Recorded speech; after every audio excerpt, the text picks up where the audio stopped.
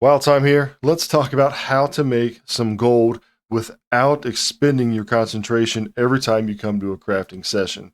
Before we do that, though, don't forget to check out goldcat.com. There's a link in the description down below, as well as a discount code. There are a lot of good gold guides over there, as well as a members-only Discord. So check that out. Don't forget, if you want to support this channel, you can leave a super thanks or sign up to be a member. Okay, so we are talking about making gold with crafting, but not crafting super high-end items to where you have to use all of your concentration. The bottleneck in a lot of these crafting schemes here, these crafting jobs, these crafting orders that you're making gold on is concentration. So if you don't know, concentration gives you the power to craft to the next level. So for example, if I want to craft, say, this versatile emerald, I can make gold on it, but it's going to have to be probably rank 3. I can't make rank 3, so I would have to spend my concentration to get to rank 3. Problem with that is you only have a certain amount. So that limits you on what you can do on your character each day. So what we want to do is we want to exploit the warband system to where we can transfer things, gold items, between all of our characters, between all of our realms, regardless of faction. The only thing it's limited by is, NA has to do NA, EU has to do EU. So we're going to find things that we can craft that we don't have to use concentration for. For example, jewel crafting this malleable band, right? So we're going to take a look at this example and find out how we can get the most gold out of this. If you're not a jewel crafter, maybe you're an armor crafter, something like that, just take a look at anything that you can make that is going to go all the way to max without having to use concentration. Good place to start is looking at your profession crafts, your profession tools, because a lot of times those you can make pretty easily max craft without concentration. All right, so here's the malleable band. Now, we're going to make pretty good gold here, actually, even on our realm right now, okay? So we're going to be making great gold, even if we just post it on this realm, but we want to find out how we can make even more. So what we want to do is we want to check out some different realms to see if we can't get even more gold out of this. And how we're going to do that is through a website called the Undermine Exchange. I'll leave this in the link down below. But essentially what this does is tells you the price history of things from all the realms. So we're going to put in the item that we're looking at right here, the malleable band. All right. Now, right now it's on Dune Mall US. Doesn't really matter. You can pick whatever realm that you want here. Type in the item, or you can search it over here as well, just like the auction house, and go to the max level. In this case, it's going to be 528 because that's what we're going to be crafting. Now, this is going to bring up the whatever you selected here. In this case, Dune Mall. There's 7 available, and then there's 1,085 available on all U.S. realms. This is going to be the current price on the realm selected. This is going to be the lowest current price for all U.S. realms right now. So this is something to keep track of if you want to do flips as well, whatever the lowest price is here, because the lowest price is 175, the median is 99, well, almost 1,000, and then the mean, the average is 2,000. So, certain items, probably not this one, but high ticket items, skull, flame shield, etc., you can maybe buy low and then sell high in another realm.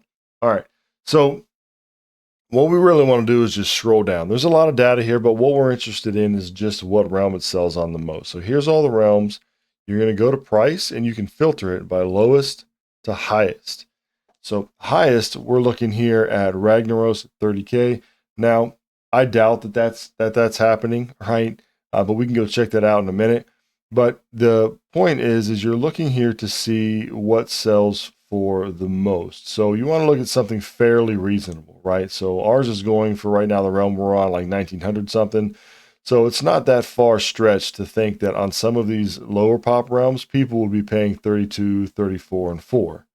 30,000 is sort of a lot. So if you wanted to check that and see how true that was, you could always click on that and then look at this graph right here, and it's going to tell you and the blue here was the lowest price, right? And then the red is how many that there were available. So if you look here, looks like it was trending for a while for this right here. And then now up here, we've got it all the way in this snapshot for 30,000 gold. So typically it's 300, 400. Now, I don't know why this happened. I guess maybe somebody just bought them all out and decided to see what would happen, because 20,000 here, back down to 400, now up to 300,000. So I'm going to doubt that it goes for like 20, 30,000 on that realm all the time. Okay. But that's how you check those things out. And you can do that with all of your items. And then if you wanted to flip an item, you would just go to whatever item you're looking for. Let's just look for an item here. Let's look for, what do they have? The Skull Flame Shield. That one's pretty popular, right? Yeah, Skull Flame Shield.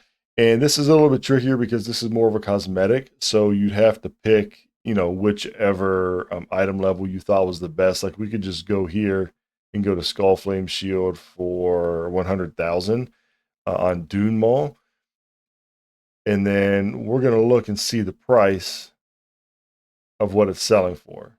Well, and like right now, you couldn't even buy one of these because there's none available. So this is the last time it was available. This is a very rare item. So you'd have to sort of go through here and find who had one available. And then if you could say get it for 100,000, that'd be perfect, because then you could resell it for a higher value somewhere else. So that's how you do that. Make sure you're taking advantage of the Undermine Exchange. And you may be thinking, well, hey, how do I get another character? Well, getting another character is not hard, right? Here's my number one recommendation.